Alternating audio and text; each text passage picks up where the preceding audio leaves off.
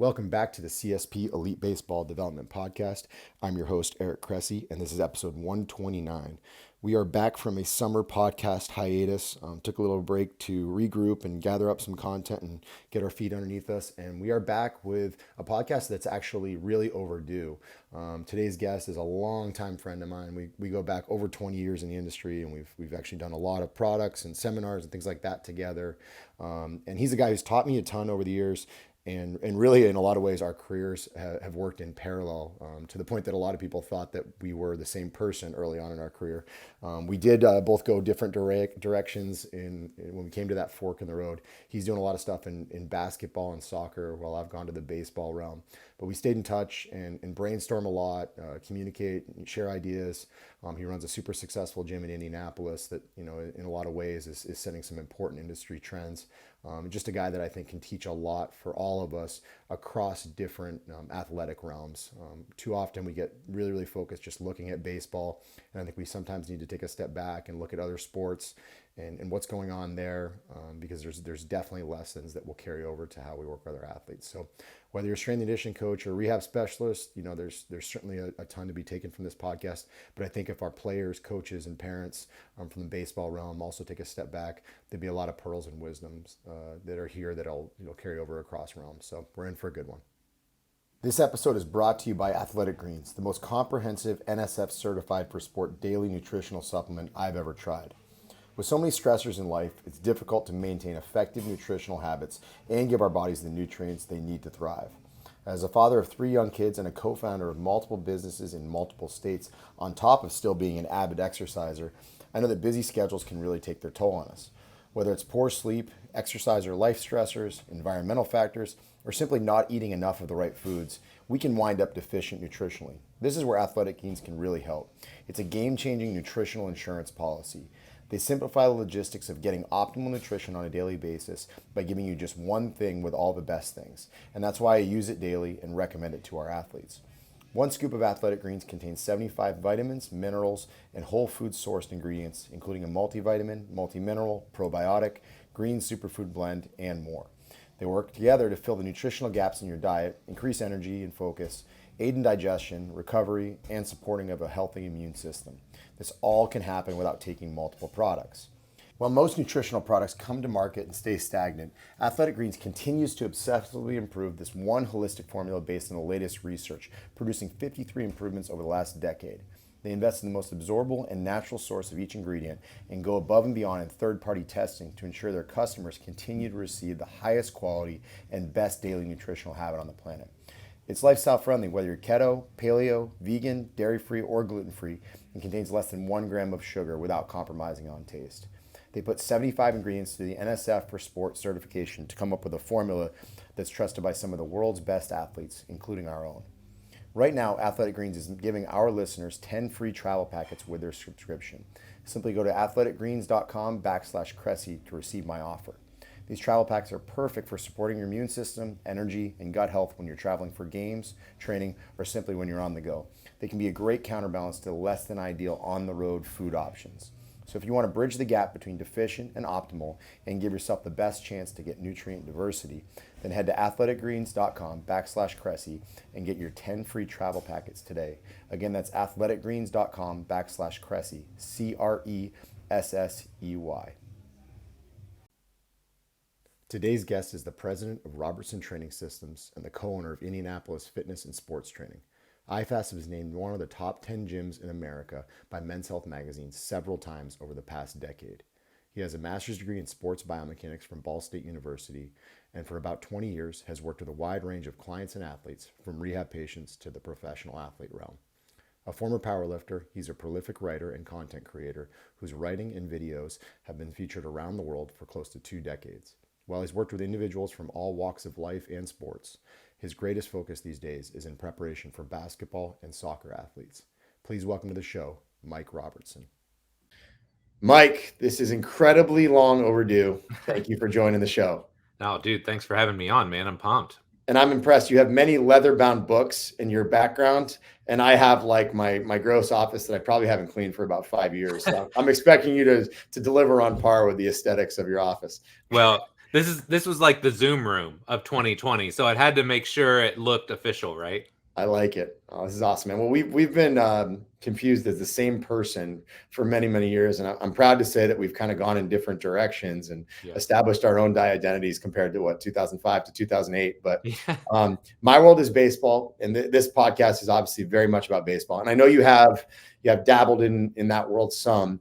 But obviously, basketball and soccer, your true realms of expertise. The basketball niche has really taken off for you, Yep. and I'm a huge believer in looking to other sports to see how we can improve, on our own. And you're certainly seeing that a lot in the baseball world with everything from like acute to chronic workload monitoring, and particularly in kind of the sports science realm. But I'm curious, when you think about baseball and then you think about your own expertise, like what are the big lessons that the baseball players are going to draw from a guy who spends his life in the basketball and soccer realm? Yeah. I think one of the things that I always come back to is like building from this general athleticism base.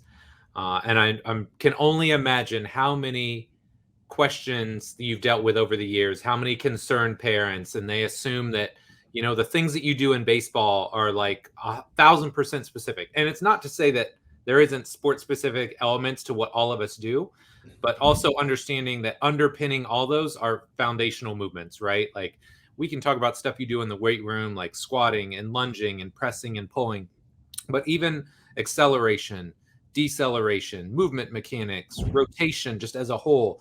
Like this is one thing I always try and come back to. And, you and I over the years, we have been lucky. We've gotten to share some athletes where, I'd maybe get some guys early and then you get them late. Obviously, that's your thing, the sport specific element. But I think the one thing that I could do to help them and to give you the best chance for success was, hey, I'm going to make sure these guys are moving really well. They've got a foundation that they can build from going forward.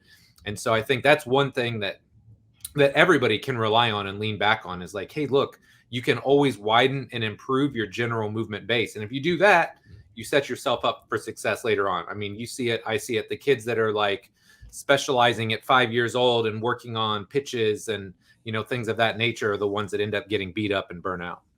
I think you kind of just even hinted at, like, I read this great book, Upstream. It was by one of the Heath brothers. I can't remember if it was Chip or Dan, but he just talked about all these principles. Is like, how do you think upstream? What is it that you can do in one realm that has these trickling out effects to elsewhere? And I actually read a study this morning, and it kind of verified something we already knew, but it came out in an athletic training journal last month about basically how hip extension in the pitching delivery, if you had, and they use like dynamometers for like an on the table assessment of hip extension strength. And they shown that it was correlated with hip shoulder separation, which we know in turn is correlated with better velocity and then reduced, stress on both the elbow and the shoulder. So you realize that, hey, just getting better hip extension has big time trickle down effect. Yep. Like, do you have those big rocks? Like, what's the upstream thinking? Like when you're looking at the big picture program design, like what are the adaptations that you need to chase in every athlete, regardless whether it's basketball or baseball or soccer or something else? Dude, first off, hip extension is such a big one, right? And we know that like movement is triplanar. So you got like hip external extension, adduction, IR, like those are big ones. When I see people and they have these gross deficits and their ability to separate their hips to get full hip extension, like it's a recipe for disaster, right? You might see those things in baseball. I see the same things in basketball. That's the guy whose knee is chronically cranky, or he's got an Achilles tendinopathy because they're trying to get that push and that explosiveness from somewhere else, right? So I think, I'm always looking at, Bill calls them general movements. I just think of it as general movement capacity. Like, hey, can you get full hip extension? Can you control your lumbo-pelvic spine complex, right? Because we see people, if they don't have hip extension, they're going to get the extension somewhere else. So then that's the person that has, maybe an FAI, maybe they have lower back pain, knee pain. So just coming back to kind of these general movement principles, and it doesn't matter how you look at it, right? Some people look at it on a table, some people look at it in a general movement screen. I don't care how you look at it, but like hip extension, for me, you've really hit the nail on the head. That's like one of the biggest ones. I see it across the board, and people that don't have that or try and find some way to substitute for it are ones that generally have some sort of pain or issue somewhere else in the kinetic chain. Interesting. And you kind of like almost hinted at my next question. I wanted to talk about assessment. When you're thinking key considerations across all sports. Like where does your assessment process go? Maybe outline what it is you do. I know Mhm. some commonalities for the two of us, and probably some differences based on particular sports we were involved in, and then our exposures to different principles. But where do you start? Where do you finish when it comes to actually evaluating somebody? Yeah, so I think general to specific is the key here, right? So we used to do, and keyword being used, we used to do so many table tests and kind of realized like over time, like people don't come to us to be thrown on a table and treated like a PT patient for an hour. So we will do some table tests now just to root out what does shoulder rotation look like? What does hip rotation look like? But right now, I love to get them up and moving. And again, coming back to those basic movement principles: squatting, hinging, lunging, push up, rotation, toe touch, just trying to get a feel for, in general, how they move, their strategies. And then with every athlete, I like to try and go in and get some foundational numbers. If it's a basketball player, for instance, we may do like a jump profile where we do like a squat jump, counter movement jump, depth jump. So we can kind of see, are they more of like a force producing athlete? Are they more of like an elastic, bouncy type of creature? We can tease that out. I love to take them in the gym too and just have them do general movements that they're going to do in their sport, right? What does their acceleration look like? What does their deceleration look like? When they're moving side to side, because that's obviously a big thing in every sport, right? Whether it's shuffling to field or ground ball or shuffling to stay in front of a guy in basketball, that's that lateral acceleration and deceleration. I think is something that's important as well. So, you know, I like to start with the general stuff Mhm. because sometimes that gives you some ideas as to, okay, these are specific limitations. Then you can see the big picture, like how does it manifest when they're moving, right? Like how does that lack of hip rotation impact their squat or their lunge or their hinge? And then finally, you can kind of see, okay, now how does this actually impact their movement at speed or at velocity? And then you can kind of break it all down from there. And the thing that's great for the athlete is you can help them understand, okay, hey, look, some of this isolated stuff may not look sexy, but you really kind of give them a trail of breadcrumbs and you let them know, like, hey, look, this one little thing that we see here is impacting your ability to do this in the gym and then to do this on the court. So I think that's really valuable to help your athletes understand why you do some of that minutia or some of that lower level stuff in the programs. I like the idea of the general before specific, and I've kind of gone back and forth over this years, even just because of Yeah. like facility logistics, right? A lot of times Yeah. the specific stuff happens on a table in the offices, scapular control screens. You're doing them, maybe shirtless with baseball players, and you want to do it, in a more private environment versus Sure. parading around in the gym. But when you go general to specific, and I never really thought about it until you just said that, but you're kind of setting yourself best up for like a test retest approach, right? Mm-hmm. You can take them through some of those deceleration progressions. You see something you don't like, then you pop them on the table and you can dig deeper on, maybe why that's the case. Maybe you throw some kind of intervention at them and then retest it and it's better. So it's definitely instant buy-in. Yeah, well, and especially with athletes, right? Like their athletic brain is so keen. Like if you give them one small change, if you give an athlete 10 degrees more hip internal rotation or a little bit more hip extension, immediately they can tell, right? Like when they hit a lunge, they're like, oh my gosh, now that feels easier. It doesn't hurt my knee. Little things like that. They're in tune and they're so adept at picking things up. Like if you change little things like that and you say, hey, and we did that in 5 minutes. Imagine if we train this and focus on this for a month or 2 or 3 months or an off season. Imagine how much better you're going to feel. So it almost works as part of the selling process when you can demonstrate and create a change that quickly. Yeah. Then the comment on pulling back on some of the more specific assessments, like the range of motion table type stuff, interests me.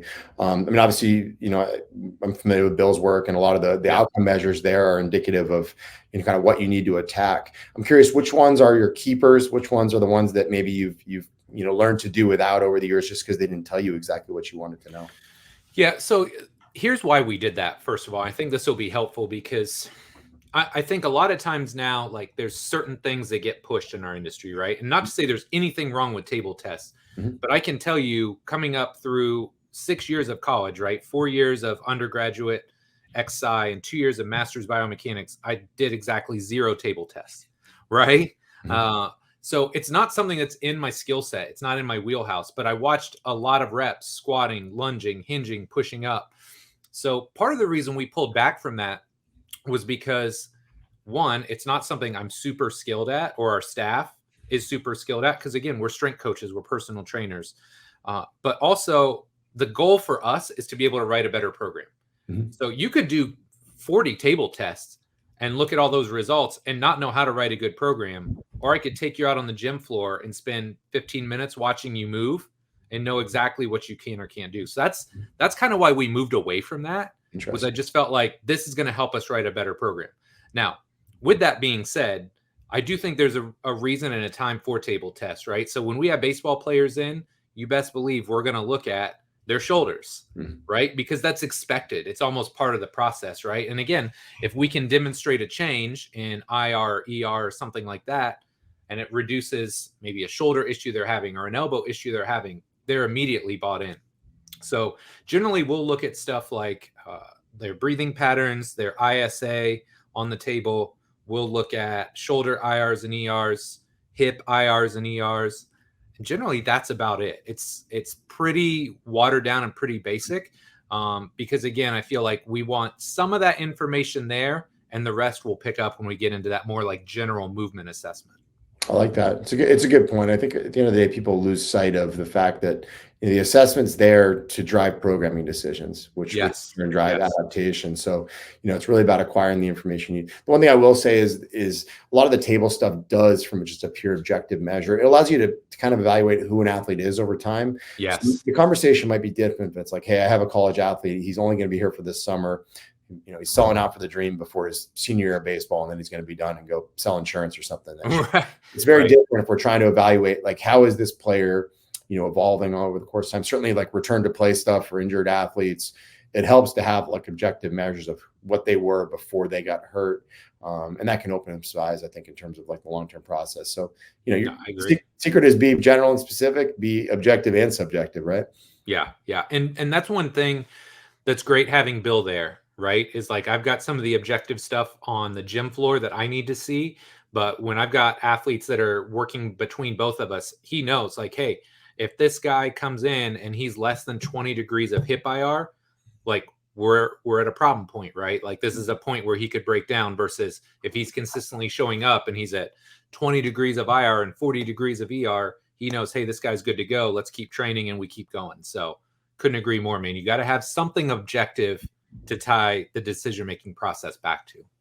This might double up on a question from earlier, but just since we started talking programming, like when it comes to this program design world, like we both know, like it's not easy to teach, right? No. It takes a lot of time, a lot of reps, a lot of writing bad programs before you get good ones. But, when you look at this actual program design, like, what elements do you think are applicable across all sports? Like when you look at good programs, obviously we talk about hinging, we talk about squatting, like what are the non-negotiables that you're going to integrate regardless of whether it's a field hockey player or a football player? Ooh, man, that's a tough one. I feel like this is the perfect time for like your R7 answer. Yeah, well, okay, so I didn't want to just shamelessly plug, but R7 does work well, right? And it's funny, I literally just gave kind of the program design talk to our interns today. But yeah, I said, look, R7 is the starting point for this, right? Because it gives you a template and a framework to build from. And if you're unfamiliar with R7, I'll give you like the 2-minute synopsis. Literally, Bill and I, when we started at the gym, were like two hardcore technicians. And we think of things in like geeky scientific terms, but your clients and athletes don't think like that. So me, Bill, and then Eric Otter, who we both know, sat in a room one day and said, how do we make this digestible to people that are walking in? We basically came up with R7, which is a language that it describes each section of a workout. So the 7 R's are release, reset, readiness, reactive, resistance, resiliency, and recovery. So each 7, or each R, if you will, is a stop in the workout. So release is like your foam rolling, your soft tissue work. You start with that. R2 is your resets, breathing, correctives. R3 is readiness. But the whole point of it was twofold. Number one, for somebody that's walking in off the street, they know why they're doing each part of the workout, right? So they know release. Oh yeah, I roll on that foam roller thing and it hurts like heck. But when I get up, I have more motion in my knee and it doesn't hurt and I can squat pain-free. Right. So there was a client side to it, but there's also a coach's side, because this way, all of our coaches, all of our staff have one lens that they're kind of looking at programming through. Now they can fill in the blanks however they'd like, If you got a pet exercise that you love to use in resistance, R5, by all means use it. But this way, it just provides this element of cohesiveness across an entire team or across an entire staff that allows everybody to work on the same page and be able to look at programs through a fairly uniform lens. So I think that's probably the biggest thing, is just having kind of this overarching system or framework that you're using to write programs versus just like, oh yeah, this is what I feel like throwing out there today. I like that. And maybe I love that this concept of like a framework, because you and I both know, like, our Turkish getup could be part of like the actual like resistance portion of it, right? But it could also be something that you throw in maybe a less loaded pattern into the warm up. Absolutely. To actually, groove the movement. You could also be thrown in like a conditioning circuit, right? We've seen people that have done like carries that go to get ups, that go to all these different things. So, I like it because what it does is it forces the coach to think about the framework. Like, yes. You have something that you're emotionally attached to using, but it can also probably fall into, 3 or 4 different categories. Well, it gives you some insight into intent, right? Mm-hmm. So if you're programming a Turkish get up in R5, there's a specific intent versus, hey, if I'm doing it in R3, maybe I'm just using it as more of a gentle pattern to try and get somebody to roll a little bit better, to smooth out those positions. If they're doing it in R6 resiliency, it's more of a conditioning thing. Maybe it's more of a high volume metabolic type stimulus or stressor. So that's what I love about it, man. There's so many ways you can apply it and use it. But again, it gives everybody that looks at that program, if you understand R7 and the basic principles there, anybody that looks at that program can have an idea as to what your intent is when you write a program. And I think that's really valuable because it kind of brings everybody together and helps them have a better understanding of how people are writing programs and why they're trying to do certain things. And we both know it takes a long time. I mean, I look back on the programs I wrote in 2007, and I kind of do a face palm. I'm sure you're the same. Yes. Even like we're well known for this Neanderthal No More series, which is, still get messages. It's just not good. No. And the scary thing is it helped a lot of people, and we were very misdirected in a lot of ways there. There was some good stuff in there, but so my question to you is, and I struggle with this myself just because we have a lot of young coaches that come through our system. It's hard to write comprehensive training programs. What advice would you give to these young coaches who want to be there yesterday? They want to write really, really high level programs sooner than later. What's the avenue to that end? Well, for starters, here's what I would tell you. It's like, if you really dedicate yourself to this stuff, like really like dive in and use like best resources, best materials that are out there now, in like 2 to 3 years, you're going to write a better program than you or I wrote in our first 15 years. So that's kind of the carrot that I dangle, right? Like, it's just being honest. Like, I take our interns through how we write programs now. And I think I didn't write programs like this until like 2 or 3 years ago. Yeah. So immediately they have 15 years of kind of unseen knowledge at their fingertips. So I tell them that, first of all, and then I tell them second of all, because I come from this very like perfectionist, don't want to be wrong, like don't fail. Like that's how I was brought up, right? Versus now I try and spin that not only with my coaches, but with my interns, with my kids, like, hey, you're going to make mistakes, right? Like we all make mistakes and you're going to write some bad programs and that's okay. But the one piece of advice that I always give them is, hey, when you're writing this program, always, always, always have rationale for what you're doing. So I always tell our interns, look, when we do your program defense, which they have to do in like 2 weeks, I should be able to stop you at any point in your program and say very clearly, okay, you picked 3x15 for your set rep scheme. Why? You picked this exercise. Why? 2-0-2 tempo. Why? And so the whole point there is nothing is in your program just because you feel like it, right? It's not on a whim. There's a rationale behind it. So I think even if your program isn't right, or how you and I would look at it as being right, if you've got a rationale, it helps you learn faster, right? So even if you get the outcome that you want, great. But if you don't get the right outcome, at least you have a rationale for, okay, this is what I thought. It didn't work. I'm going to try this the next time. And then you can gauge again. So you're constantly getting feedback on what works and what doesn't. But I think the rationale piece is so huge. You can't, and it's hard now, right? Yeah. Think about all the resources that kids have access to. It's like scary. It's a You and blessing. I had, Yeah, we had nothing. we had nothing. Literally, we had calling research each other. articles. We barely had cell phones. Yeah, right. Now they have Instagram and Yeah. YouTube and TikTok and websites. It's like Yeah. overwhelming. So just like kind of bottle all that, put it away, and just focus on rationale. What do you think is going to work? Apply it, try it. Does it work? Yes or no? If yes, great, continue doing it. And if it doesn't work, that's fine.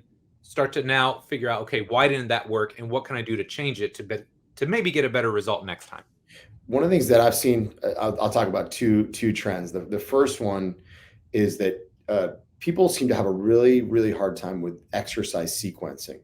Like you'll see like it's like a bottoms up carry paired with like a manual resistance arm carry exercise. I'm like, yeah, you're going to beat the crap out of your rotator cuff and then go for a long walk while holding a weight overhead. That's really how you destroy like a cuff chronically. But right. I see that a lot. And what I often wonder is this just the function of a society that gets really excited about exercise?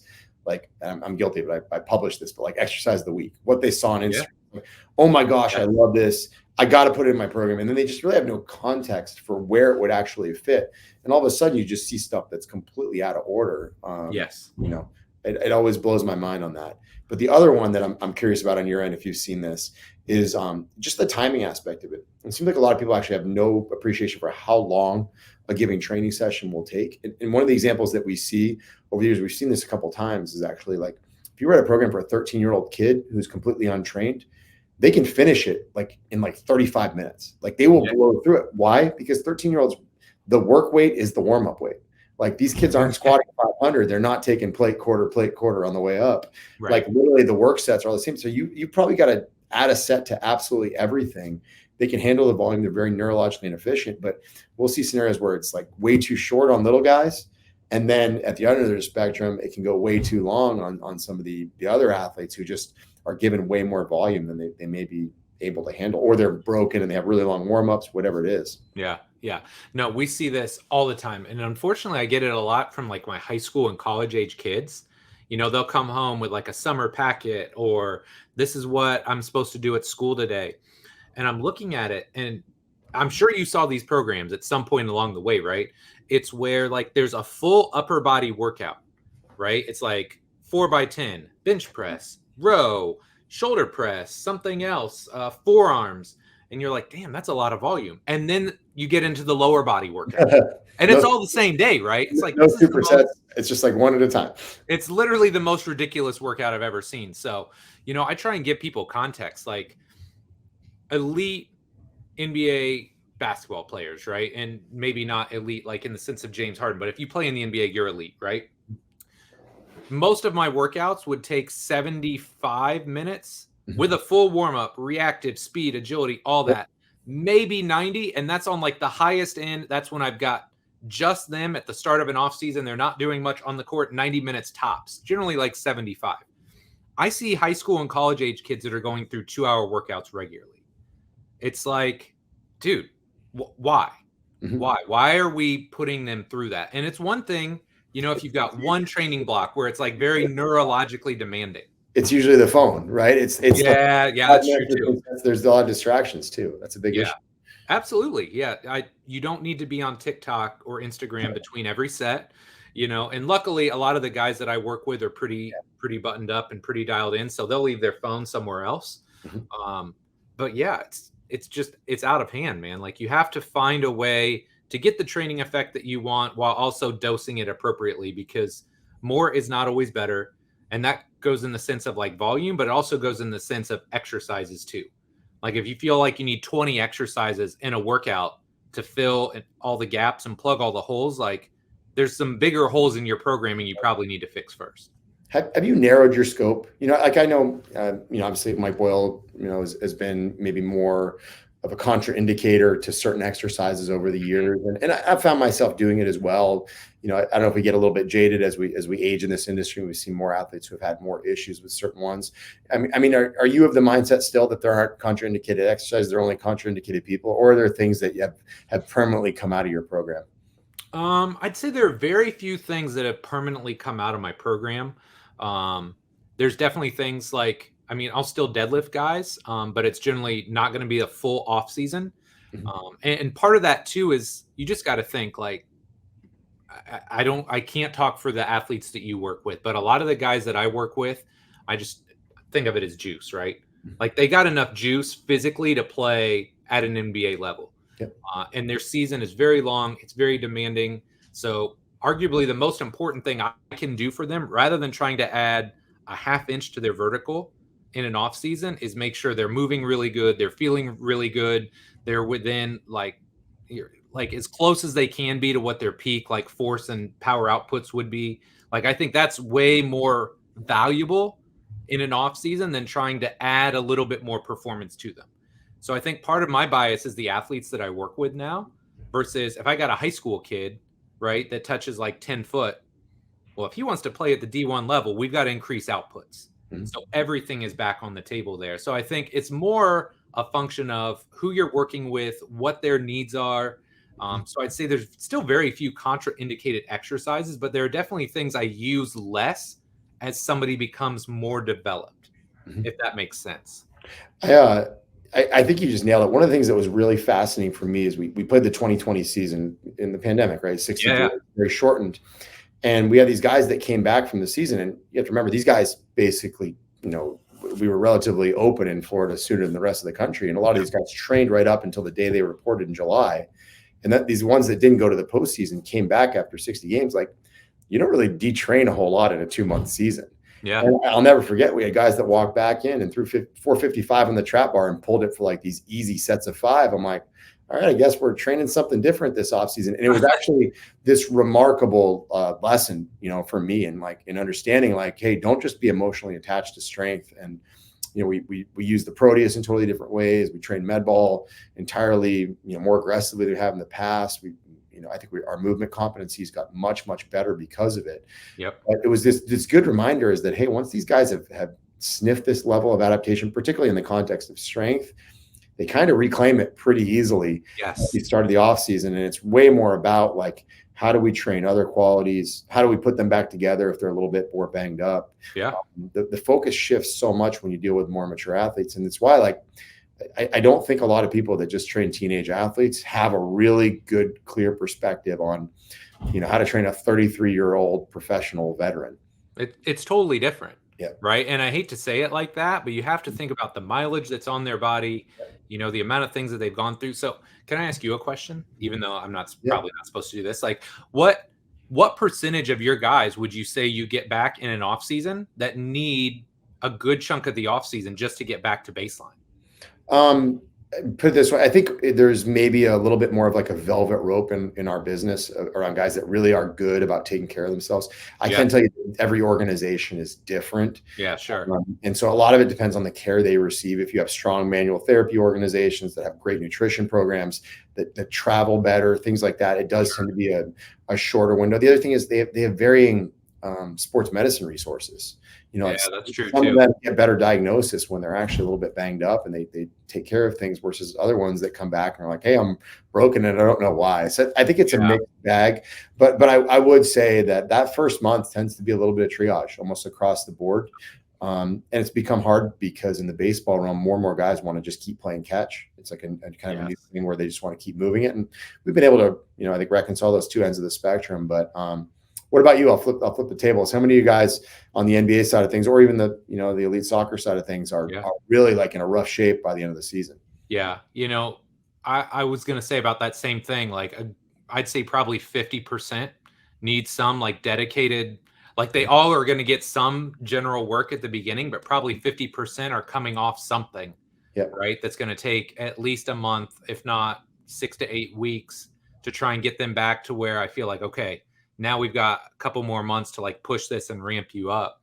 Mm-hmm. But yeah, I mean, I just think like that's one of the things that you have to be conscious of. It's not like they stop their season, they go on vacation for a week or two, and you just get right into off-season training. It's like, no, like, hey, this Achilles thing, this foot thing, this knee thing, whatever it is, like, okay, we got to address that for a little while, get you kind of put back together, and then we can start onboarding you back into full kind of off-season training, if you will.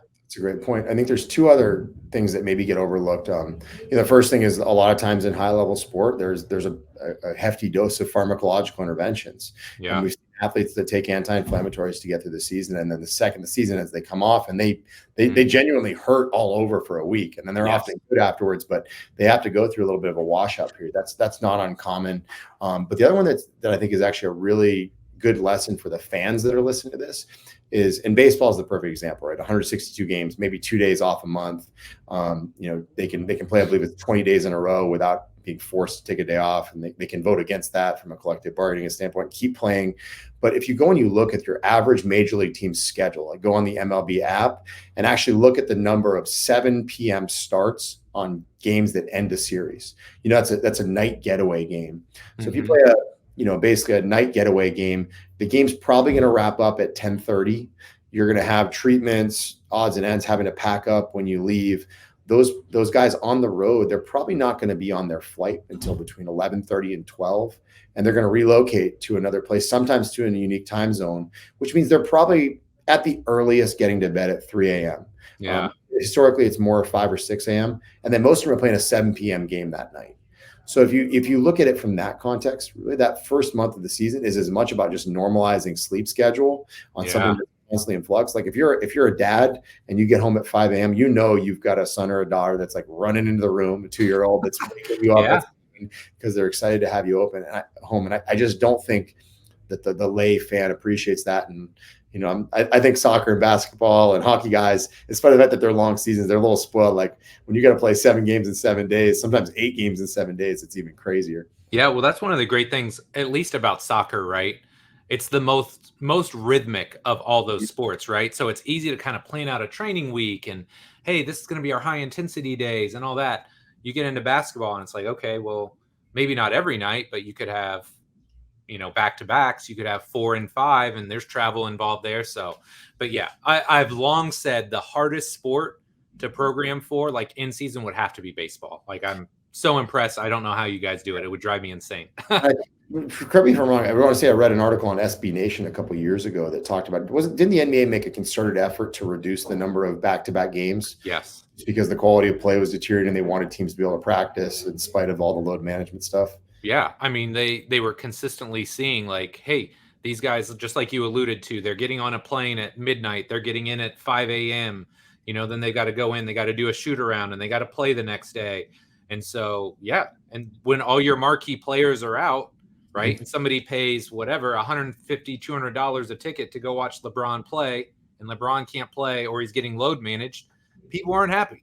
So that was very definitely a big issue and something that they tried to push. And I think some teams are getting better about it. I'm sure it's like anything else. Like some teams are more conscious of it and they're going to try and make those concessions, and some are going to kind of continue doing what they do. But everybody thinks that just because it's pro sports that like everybody is like always going to be at the highest levels, and every team is different, right? Just like every team is different. Every every sports performance team, every medical team is going to be a little bit different too in their approach.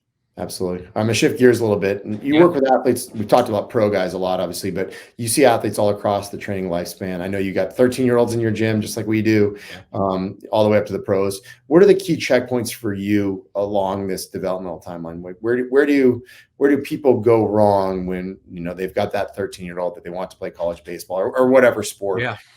What goes wrong in the teenage years? Yeah. I think we could both agree on this. Number one is just, I'm all for the weight room, but using it judiciously early on. And I think starting off, like, if I had to kind of break them into chunks, I would say like middle school is just getting them moving, right? Introducing them to, I don't even want to call it training, but introducing them to being in a weight room, to moving more often, getting them used to like mobility routines and learning how to control their internal body loads, like squatting, lunging, push-ups. My gosh, I'm blanking on his name right now. Jeremy Frisch does some amazing stuff with young kids and young athlete development. Like, I think the more you can do that at an early age, the better. Because I'm realistic. Like, skill development is a piece of this, right? Yeah. But finding other ways to plug some of these holes that are just they're there in today's society. So I think middle school is a good time to just start being very general. Obviously, when kids get into high school, they're probably going to get introduced to strength and conditioning either in a private facility or at their high school, making sure that they're doing things there the right way. I mean, I've seen and heard horror stories from local schools where I think we had one local high school that referred 10 PT patients to us for lower back issues via their strength and conditioning program, because nothing against back squatting, but if you back squat and you arch as hard as possible on a developing spine, that's generally not the best thing. So starting a very foundational strength and conditioning program, and look, like just general maturation is going to be a huge piece of the puzzle there. You don't have to try and get as strong as possible. Like, be consistent, get in the weight room, learn how to squat and bench press and deadlift, do all those things efficiently, play the long game approach to this, because look, if they're that good at sports, somebody's going to find them. Mm-hmm. That's something else I always think of now. Like, there are people being paid very large sums of money to find diamonds in the rough on YouTube or on whatever social platform. So be smart, take care of your kid, because a lot of times by the time they get to college, hopefully they're done growing, that kind of process is done. I don't know about you, but most of the guys that I see in basketball, in soccer, if they get 2 to 3 years of really high level S&C experience in college, they've got a really good foundation to build a professional career off of. I love it. But yeah, don't think just because they're in 8th grade and now they have access to the high school weight room that you have to go in and start maxing every day, right? Yeah, like, more with the long game approach, I think, is huge. I'm curious, how old are your kids now? Dude, they are 8 and 11. Wow, that went fast. How old? Put it this way: I guarantee you, they both follow daddy to the gym, run around, hung from pull-up bars. Yeah. Kids love climbing on chest-supported rows for some reason. Like, yes. you see, swing from the TRX, all that stuff. Yep. When were your kids in the gym messing around, getting excited about it, versus, as your oldest, is she actually training? Like, how does it work? Yeah. So, I mean, I've always brought them into the gym, right? They were 3 and 4 years old, and Saturday or Sunday, hey, we're going to go into the gym. And I remember the first day we got like proper kind of like wooden plyo boxes made, like up to 36 inches. Yep. Literally, I think my son was 4 or 5. And the first thing he did was climb all the way up to the top one and jump off. Yep. Right. It's like a magnet or like a moth to a flame. So yeah, I've taken him in there forever. And now at 11, my daughter's getting a little bit more serious with soccer herself. So, we try and do a little bit more formal. Informal, it's like, hey, we're going to teach you how to squat. We're going to teach you how to lunge. We're going to teach you how to push up. Just like owning her own body weight, improving. The way I describe it to kids is their lines, right? Mm-hmm. Just trying to improve their lines, make them move more efficiently, so they're less likely to get hurt or to get tired. So they'll be a little bit faster. Yeah. So we're at a great age, and that's with her. It's like, hey, we're just going to go in and we're going to move around. It's going to be fun. And you may do a set, and then we may kick a soccer ball, and then you may do something else, and we'll get some buckets. Like, just finding ways to make it fun, because I'm also conscious of the fact, like, the stats better than I do, but what is it, like 0.1 or 0.001% play a professional sport? That's insane. It's incredibly low. It's ungodly, right? And you put up the stat a couple years ago. I think it's maybe like 21,000, 22,000 people ever have played in the major leagues, right? Yeah, it's hard. I mean, baseball is one of the ones that's probably easier. You look at like a PGA tour. It's possible. So just coming back to that as a parent, it's like just being okay with the fact that if your kid never gets a D1 scholarship, if they never play professionally, like, that's okay. Mm-hmm. But exposing them to being healthy, to being athletic, to watching you work out and take care of your body, like, that's just such a bigger message to send to your kids than, hey, if you don't get that scholarship, you're not important, or you're not worthy if you don't become a professional. Like, hey, man, let's just have fun and take care of your body and be physical and be active. And that's a way better message, I think, to push than, hey, win or get to this level at all costs. I think it's process oriented and not destination. Yes. It's cultivate a good relationship with exercise for the long term. Yes. So shifting gears again, as you look back over the last year or so, what's your biggest growth area over the last year? What's changed in the way you view overall, training and adaptation, and how you've implemented it with your athletes? Well, yeah, this is a tough one. I thought about this a lot. Like, I feel like I've been very good at coaching movement, especially like you and I grew up in weight rooms. We were power lifters. We did that. So for me, it's always getting better at the movement side, especially in basketball. Like it's a very movement-based sport, being able to accelerate, decelerate, find good angles. So I think for me, it's consistently trying to get better at coaching movement. And one thing that I think is always important, and one thing that distinguishes people from different sports is you and I may look at a shuffle the exact same way from like a movement perspective, right? Because a shuffle is a shuffle, but how you finish a shuffle in basketball or what you do at the end of that shuffle is different than what you do in baseball. So it's understanding how plays finish across different sports and then understanding like the culture and the lingo and constantly being able to speak their language. And I think that's something that I always have to get better at because I'm not like an NBA lifer. I'm not one of these guys that's been around NBA teams and been around the sport. Like I've always watched the sport and I've always tried to absorb the culture, but it's different when you're not around guys literally all year round. So I think for me, it's constantly trying to find ways to be more efficient in coaching movement, be more effective in how I'm coaching them, but also trying to find ways to relate and make what we're doing from a movement perspective, help them understand how it's going to benefit them on the court. It's trying to tie all those pieces together. I'm curious for you too, is so how long have you kind of been like all in on like the NBA prep and all that stuff? That's really like the last 6-7 years. Yeah. So 6-7 years, and you obviously have these guys that come back to you over and over again. Have there been something you've learned from like seeing a progression? You know, it's one thing when we get a guy for a summer, right? Yeah. He is who he is. You get some crazy adaptation, send him on his way, and you might never see him again, right? Yep. It's different when they keep coming back. Are there any trends that you've noticed, like things that you particularly have to stay on top of with those guys that become these, you know, they're coming up on a decade with you? Yeah. Yeah. I think one of the things you learn is they are who they are, right? So like there's certain things about every guy that allows them to play at that level. And I'm sure you could say the same thing, right? Like certain things that, hey, this guy, they all do this one thing really well, and that helps put them over the top or that makes them elite.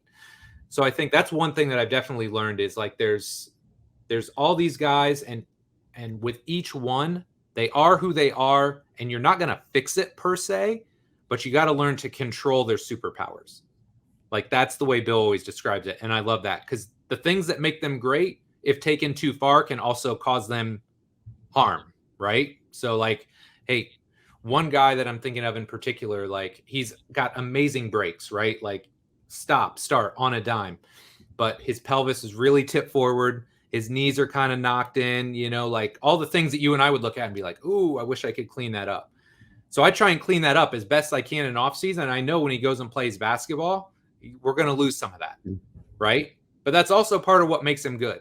So I just need to give him a big enough buffer zone to where he doesn't break down. So like that's one thing that I've learned is a lot of times when you're getting somebody late 20s, early 30s, like you're probably not going to change them all that much, but it's restoring the things that make them great while keeping them healthy and giving them enough of that buffer zone to where they can go out and stay healthy for another season. Like, again, for me, I think that's the most important thing because you know as well as I do, the money in pro sports is crazy right now. So if you get a guy an extra year, an extra 2 years, an extra 3 years, that's a significant amount of money. So I think for me, it's trying to make sure, hey, can we get this guy moving good, feeling good? Can we create these buffer zones so they can go and stay healthy and continue to play their sport at the highest possible level? I think that's the biggest thing for me. Absolutely, man. In that same vein, you're a progressive guy. I've always really seen things through I think a unique lens relative to the industry. So I'm curious, you know, as you're always pondering ways to get better, what are you thinking about at 3 a.m. as you stare off into blackness? Like what excites you to learn more in today's industry? Man, so I think I'm at a point now where I've been coaching like 20, 21 years. We're at like the same point, basically, maybe a year or so apart, but you know, I still enjoy this. Like I still love going to the gym. I still love coaching, but I'm also conscious of the fact that I can't coach forever. So how do I continue to evolve and stay relevant and play a part in this? So I think the next step for me is trying to figure out ways to going way back to like the 2000s, like reintegrating some of the sports science stuff that I did at Ball State and maybe you did at UConn and like, okay, force plates are readily accessible now. How can I use that more in my assessment process and my return to play process? and finding ways to help be more diagnostic in our assessment, to be more targeted when we're writing programs, to help better take these athletes that do maybe have a massive asymmetry or something coming off an injury, help them write a better program, coach them a little bit more effectively, so that 20 years down the line, if I'm not the guy necessarily on the floor coaching and cueing every rep, I could still be there during the assessment process and trying to figure out, okay, what are we looking at here? What issues do we have? How are we going to change their programming based on what we found? How can we implement better strategies? So just trying to find ways to continue to evolve myself and continue to play a role in the lives and the development of my athletes. Because I don't know about you, dude, like when we met with our financial planner years ago, she was like, well, what age do you want to retire? I was like, I don't know, like 55. And I wish I could have recorded the look on my wife's face, because she's like, you're not going to retire ever. Like that's just the way guys like you and I are wired. So it's like, okay, if I'm not going to retire at any point, how do I continue to find ways to grow, evolve, and to kind of put my stamp on what I do and the impact that we have on our athletes? So I think, better merging the technology with the coaching is kind of the next step for me. We've let's just say we've definitely had that exact same experience in the financial planning. I'd add that usually when we went to that meeting, my wife, the optometrist, would be like dressed up for work, and I'd be like the dude in sweatpants. And clearly our financial guy was like, you definitely just sit home and watch Sports Center all day. She's like, you're just the trophy husband, and she's the breadwinner. So that's right. We've all been there, but no, I think if there's one thing that I kind of thought as you were saying all that stuff is you're obviously president of Robertson Training Systems. You own your own business along with Bill, and you're always expected to have the final answer, and to kind of lead the charge. And sometimes it's helpful just to be the dumbest person in a room, like seek out those opportunities. And I think that's where business partners can be great. Like Shane Ryan, our Florida facility, I have Pete, and I have John O'Neill here. Is I do feel for people who are in entrepreneurship solo, because a lot of times they have to really go out of their way harder to find opportunities to be dumb in the context of their environment. So very important lesson. For sure, man. For sure. And in the vein of continuous improvement, definitely got to sing your praises. Robertson Training Systems podcast is an excellent one. I've been a 2-time guest on that, regular listener. And at robertsontrainingsystems.com, you got a bunch of good stuff. But in particular, complete coach certification is, I think, a must-have for people in our industry. I give you credit because that's a whopper of a project to wrap your head around to write a certification for folks. Tell our audience a little bit about it in case they want to check it out. Yeah, I'll give the very briefest explanation. But yeah, I just had that. I had so many emails over the years where people were like, hey, you've got like 20 or 30 info products. If I could only buy one, which would it be? And I'm like, I don't know. Like, I've got mobility and knees, and we shot seminars together. So, about 5 years ago, I just realized, hey, if somebody was new to training or coaching, what would I want them to have? And so that's what I created. It's basically an all-encompassing certification that helps people understand, like, again, you and I probably have that classic S&C, you back squat and bench press and deadlift, and you have your hypertrophy phase. Basically, I tried to say, hey, look, this is how we write programs. This is how we coach and cue. This is how we progress and regress exercises. So it's essentially the internship process that you would get at iFast without coming to iFast. So that's why we created it. It's just to help coaches and trainers get better results with their clients and athletes, because unfortunately, there's a lot of not great materials out there. But I think our system is pretty well proven, and general population, athletes alike. It's just it's a well put together system that I think will help trainers and coaches get better results. I love it. This has been awesome, man. Folks can check you out at robertsontrainingsystems.com. You're on all over Instagram and Twitter. And obviously, iFast is an awesome facility for those in the Indianapolis area. You're the man. Thanks so much for doing this. Dude, thanks, buddy. It was great catching up. Absolutely.